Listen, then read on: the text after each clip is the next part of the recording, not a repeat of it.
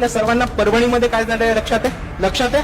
Police अत्याचार झाला, police ब्रुटॅलिटी झाली, लाठीचार्ज झाला, बॉम्बिंग ऑपरेशन झालं आणि त्याच्यामध्ये वंचित बहुजन आघाडीचा एक कार्यकर्ता, एक पदाधिकारी सोमनाथ सूर्यवंशी यांनी एकदा जीव गमावला. आठवतंय आपल्याला?